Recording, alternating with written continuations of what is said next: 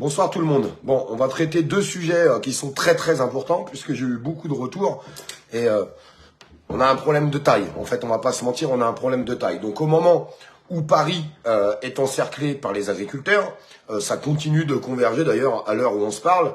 Alors il y en a qui sont plus ou moins loin de Paris. Alors déjà qu'on mette les choses au clair parce qu'il y a beaucoup de mensonges qui circulent sur les réseaux sociaux.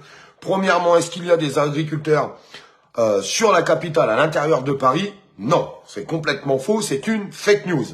Est-ce que les agriculteurs, on voit ce message qui est en train de circuler partout sur les réseaux sociaux, à tout va, est-ce que cette nuit, ils vont rentrer dans la capitale? C'est faux. La FNSEA, alors, on en parlera un petit peu après quand même de la FNSEA, parce que j'ai quand même 2-3 petits mots à dire là-dessus. Je soutiens les agriculteurs et je vais les soutenir jusqu'au bout, mais il faut être honnête, il faut dire les choses. La FNSEA a dit, clairement, il est hors de question pour l'instant vous allez comprendre pourquoi, de rentrer à l'intérieur de la capitale.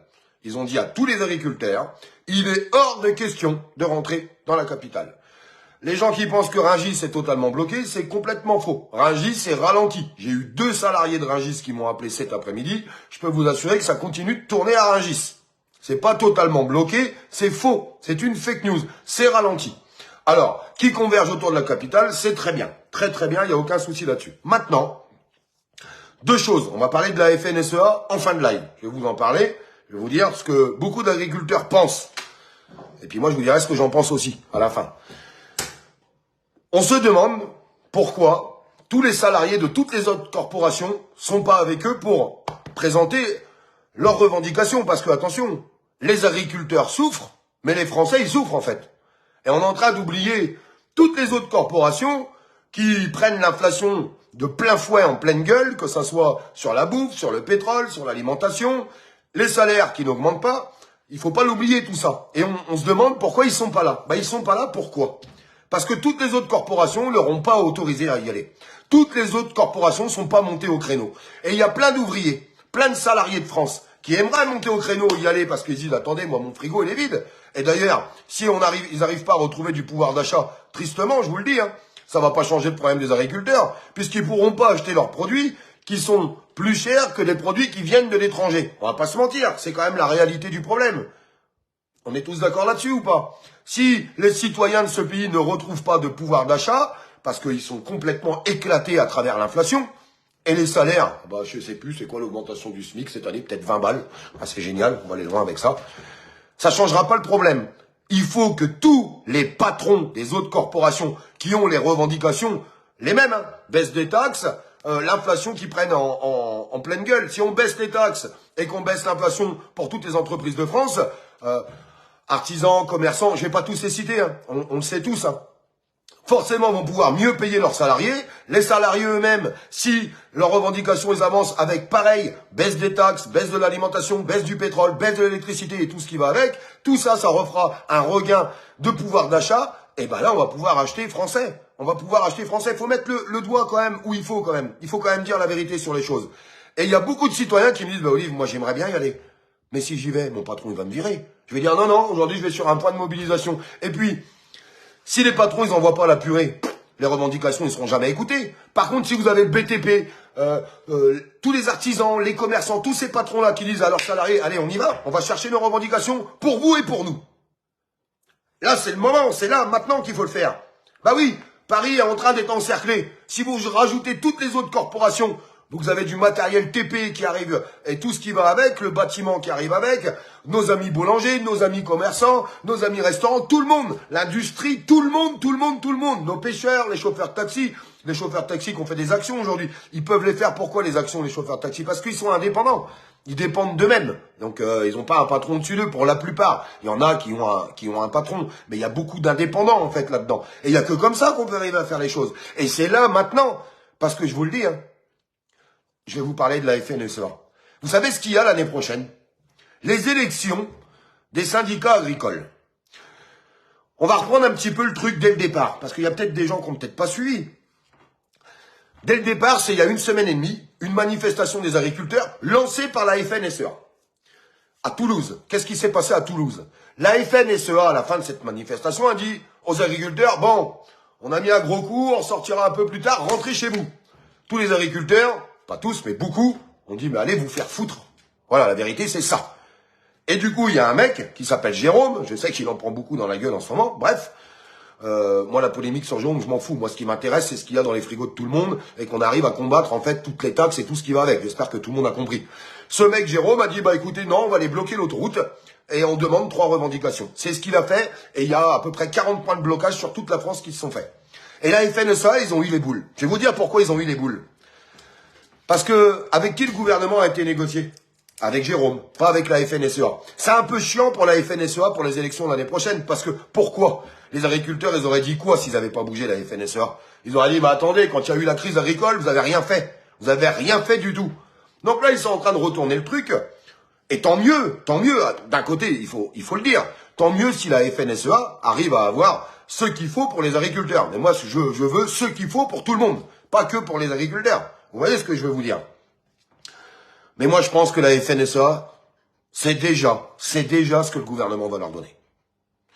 Je ne parle pas des agriculteurs, hein, je parle des responsables syndicaux de la FNSEA. Je pense qu'ils savent déjà ce qui va se passer. Je pense qu'ils savent déjà ce que le gouvernement va leur donner. Regardez un petit peu sur Twitter qui est le patron de la FNSEA. Allez jeter un œil.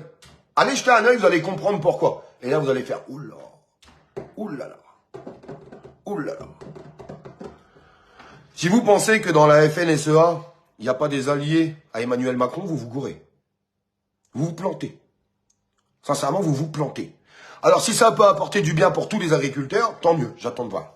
Parce que moi, je parle aussi, c'est bien, hein, les céréaliers, nanana, ok, ça devient compliqué pour les céréaliers. C'est pas les plus à plaindre. Il faut dire la vérité.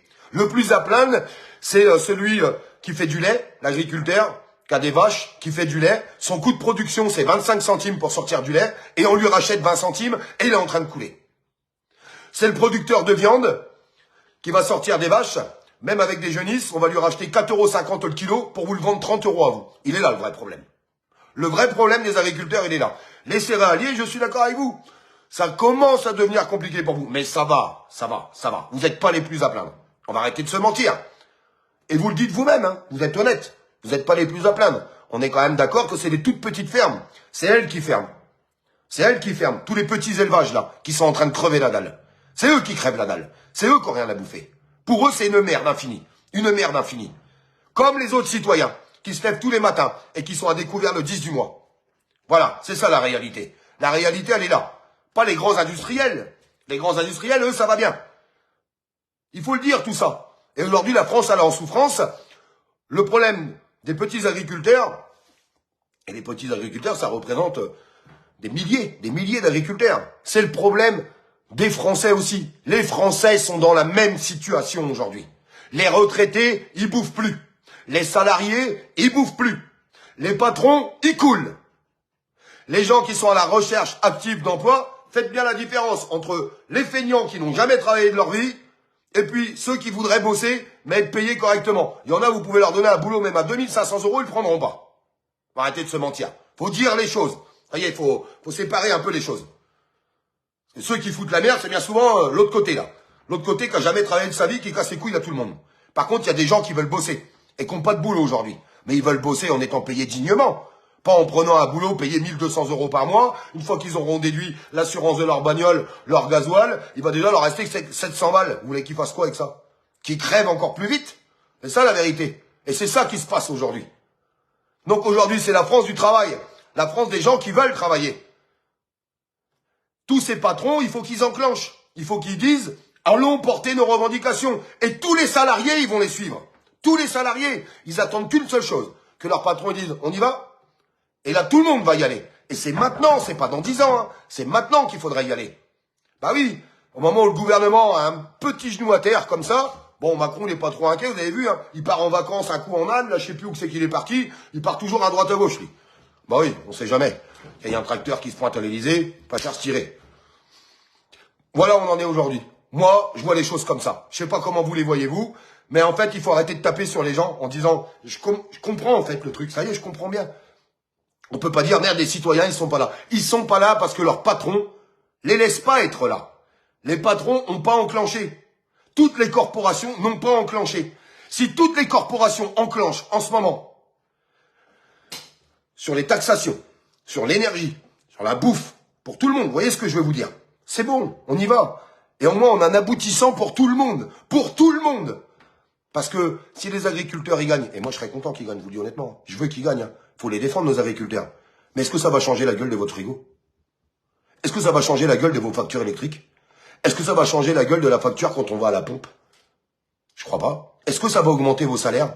Est-ce que ça va arrêter de faire tomber toutes ces petites entreprises rachetées par des multinationales? La réponse est non. La réponse est non, c'est complètement faux. C'est faux. Voilà la vérité où elle est. Alors si toutes les corporations qui se plaignent, et ils ont raison de se plaindre, mais on peut pas faire que se plaindre. Il faut que ces patrons enclenchent. Et si vous enclenchez, tous vos salariés vont enclencher avec vous et ils vont être avec vous. Pour le bien de vos entreprises et pour le bien de vos salariés. C'est pas plus compliqué. C'est pas plus compliqué. Mais par contre, dépêchez-vous, hein, parce que le gouvernement, il va pas traîner. Hein, et il va faire rentrer tous les agriculteurs à la maison très très vite. Et les gens qui pensent qu'on va avoir des agriculteurs dans le centre de Paris, vous vous trompez. Vous vous trompez. Je vous le dis. Hein. La FNSEA n'ira jamais en affront à 100% contre le gouvernement. Ils ont fait un coup de force sur tout le tour de la capitale. Je pense que ça va fonctionner et qu'ils vont avoir le reste de leurs revendications. Et après, ils vont rentrer. Mais pour vous, rien n'aura changé. Patron ou salarié, ou retraité, ou personne victime de handicap, ou personne dans la précarité. Rien n'aura changé. Rien du tout. Parlez-en à vos patrons. Sincèrement, il y a plein de petites entreprises où vous êtes 3-4 salariés. Il y en a plein. Des milliers d'entreprises. Parlez-en à vos patrons. Il serait peut-être pas temps qu'on fasse quelque chose. Allez, on y va tous ensemble. On y va tous ensemble. Ça va pas durer 15 jours. Hein. Si toutes les corporations s'y mettent en même temps. Les revendications, on a tous les mêmes. On a tous les mêmes. Tous les mêmes. Alors, qu'est-ce qu'on attend? Je vous demande de partager ce live pour que ça puisse circuler. Parlez-en à vos patrons. Gentiment. Vous leur dites, merde, t'as vu? Putain, merde, il serait peut-être pas temps qu'on fasse les choses ensemble. Faut que ça enclenche. Si ça enclenche pas, bah... Encore une fois de plus, il y aura une toute petite minorité de la France qui aura eu un avancement, puis les autres qui continueront de crever la dalle. Voilà, la vérité, elle est là. Elle est juste là. Je vous embrasse, je vous laisse diffuser tout ça correctement.